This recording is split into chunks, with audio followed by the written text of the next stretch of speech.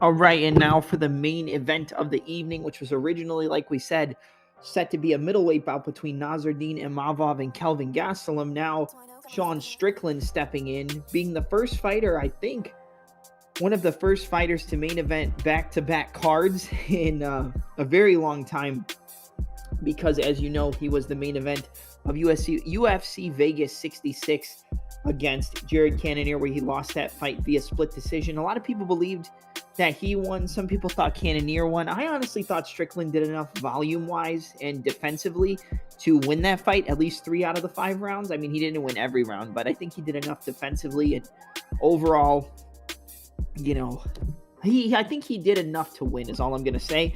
But he's stepping in on short notice at 205 pounds. I'm pretty sure it's going to be at 205 just because it's on a week's notice, a little less than a week's notice, about 5-6 days. And, Strickland's not going to have enough time to cut the weight.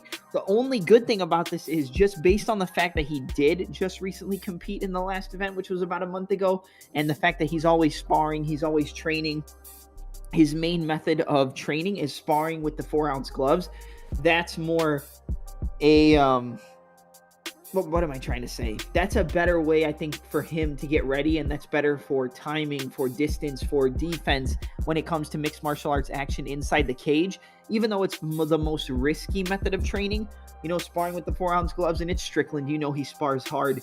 It's the most damage-inducing, but it's the most realistic training method, and I think that's why Strickland has so much success with the style that he employs. But going up against Cyril Gane's training partner and Ferdinand Lopez student from Paris, France, in Nassourdine Imavov. Listen, Imavov is a tough fight for anybody in this middleweight division. And I know he's ranked 12th. He's now going up against the 7th ranked Strickland, and I think Gastelum was ranked like 10 or something. I think he's in the rankings somewhere. Maybe he's out of the rankings now, but he's definitely, I think he's in the rankings. Let me check. I'm positive this guy's in the rankings. Let's see. Middleweight. He's ranked 13, so it was going to be 12 versus 13. Now Imavov gets a step up against Strickland on short notice.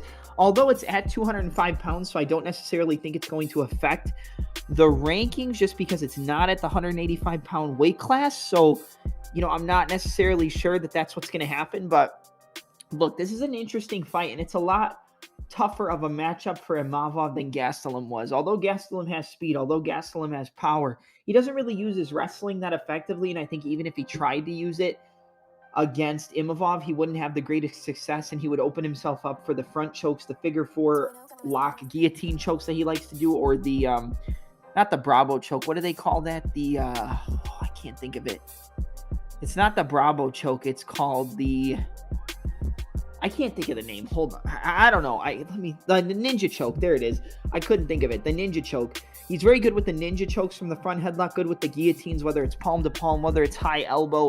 He likes to attack the neck, and I feel like if Gastelum was going to employ his wrestling, he was eventually going to get caught in one of those guillotines and probably submitted. And on the feet, although he has speed, although he has power, I think he would have the advantage in the 4th and 5th rounds because it is a main event.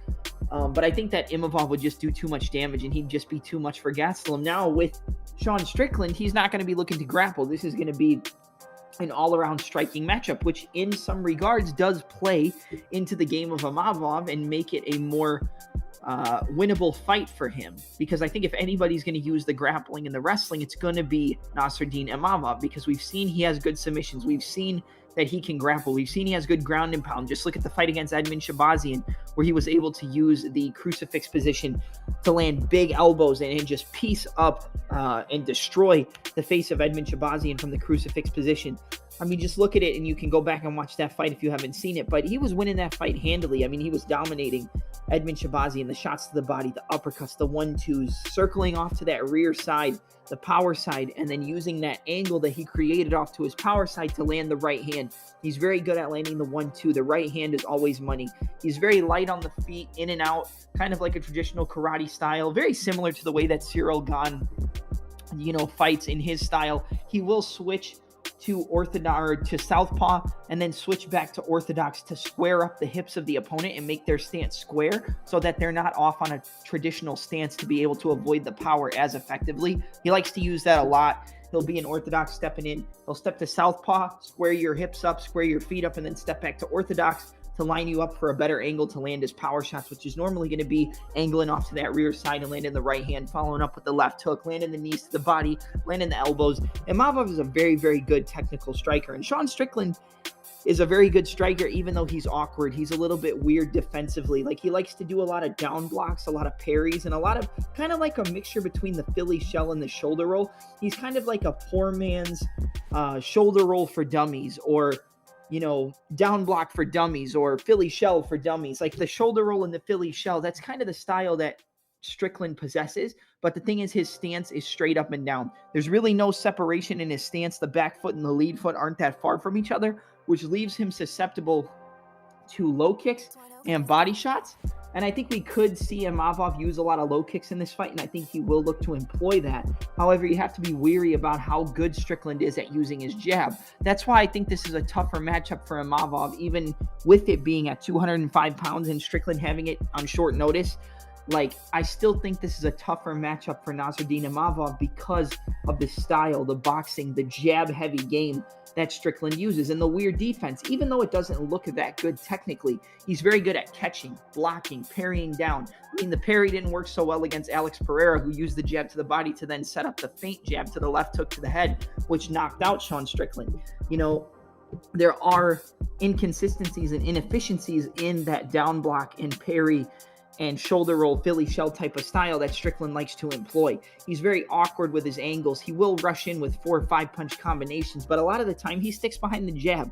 I mean, it's kind of a jab or bust. If Strickland can't use his jab to set up his combinations, to set up the angles, to set up the angling off to his lead left side, to set up the angles, and everything to set up those combinations, then he can't really get anything going for him. But the thing is, Strickland is so good with that awkward defense that he's able to make you think that you're going to be able to hit him because of the upright stance, because of the lack of space between the lead and the back foot, because of the lack of space in between his legs and the stance. He looks so straight up. He looks so off balance. A lot of people will rush in on him because they don't think he's defensively ready for the shots they're going to throw at him. But that's not the way to approach it. You have to approach it very methodically, very tactically. You have to poke and prod a guy like Sean Strickland. You have to work multi-level offense to be able to beat a guy like Strickland. You have to work the low kicks. You have to work shots to the body, whether it's the left hook, whether it's the knees, whether it's the front kicks, whether it's the round kicks. You have to work multi-level offense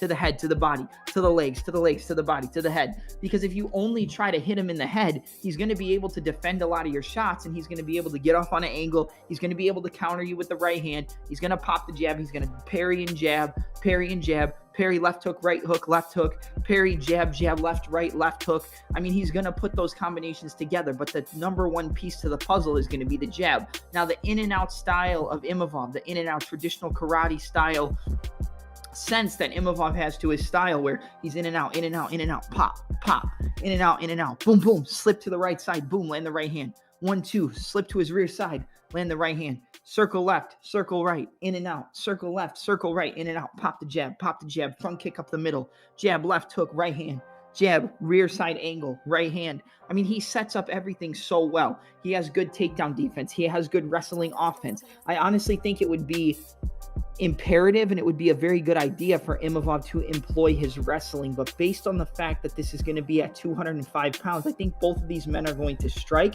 which, although Imavov is the more technical striker, although he uses more weapons, although he's better, cleaner with a lot of his shots, I think it's going to be a tough matchup for him against a guy who's as awkward and as long and rangy as Strickland. Even though Strickland is so long and rangy, I feel like Imavov uses his range better in terms of footwork, angles, and lateral movement, while Strickland uses his reach better by actually using the punches at the reach that they're supposed to be thrown at, and using the correct length to throw those shots, fully extending the jab, fully extending the right hook, the left hooks, the uppercuts. It might look like he's lunging into a lot of his shots, but that jab is the sharpest shot that Strickland likes to throw. And off of those down blocks, the parries into the jabs, the shoulder roll into the right hand, left hook, double jab, parry down, right hand, double jab, jab, lead uppercut, jab, right hand, left hook, jab, shot to the body, left hook. He's a headhunter, is Strickland, but he uses the ability of you or he uses the perception of his opponents thinking they can hit him so easily up top to the head to be able to open up the shots to the body, open up the combinations, and to be able to find the openings and use that jab to stop the opponent from being able to crash the pocket and close the distance to land those headshots. But you have to use a multi-level striking approach to beat a guy like Strickland with that squared stance, with the straight up and down stance. You have to work the body. You have to chop the low kicks. You have to work up top to the head.